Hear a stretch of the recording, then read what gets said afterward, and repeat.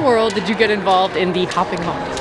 Well, there's these two girls at my church that started, and I saw them, and I thought it was really, really cool, so I wanted to try it, and then it just kept going when I got better and better. I think it's just fun in a way that nobody can really understand unless they do it, because you learn something new every day, and you learn from other jumpers from other teams as well as from your own team, and you have a chance to make everything that you do unique. Hoppin Hawks was founded in 1992 by Ron Sadler, who was a physical educator at Lisby Hillsdale Elementary School, which is in Aberdeen. After that, it started to be a performance team, and then it has transferred to a rec program. The different levels, I saw different team names and things. Can you explain those a little bit? We do have different teams, and it's kind of evolved over the years. Originally, the team only had 3 levels: talons, wings, and flight. And it's to represent the parts of a hawk. And then as we got more kids with our program, we needed more teams. So we added our 3rd level team of soar, because we figured a hawk soars. And then our 4th level is fit, which stands for flight and training, because they're wanting to be on our flight team, which is our travel and competition performance team. So you ran out of body parts for the Hawks. Yes, then we had to go to initials for abbreviations. What different age groups do you get? We start at 5. And sometimes younger sneak in as long as they can follow directions and sit quietly during instruction and directions. But usually 5 and older, and our oldest members are in college right now. Do you have a favorite move or a signature move? My favorite move is butt jumps, where you actually jump on your butt.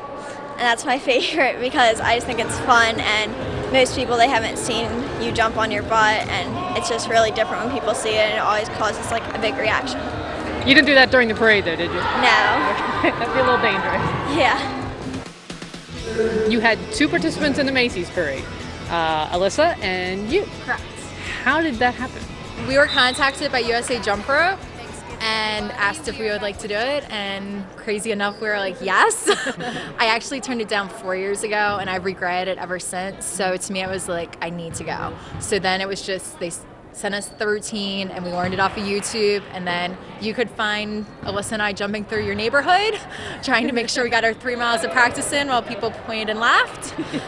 And then we just went to New York, jumped in the rain for 2 days, and then performed on Thanksgiving. How long was the actual parade? It's about 3 miles with stops and starts. So it took us about an hour and a half or a little bit longer than that to jump the entire thing. You jumped the entire thing? Yes. It was really tiring, but it was fun because everywhere that you went, there was new groups of people around you. What was your favorite part of the whole thing?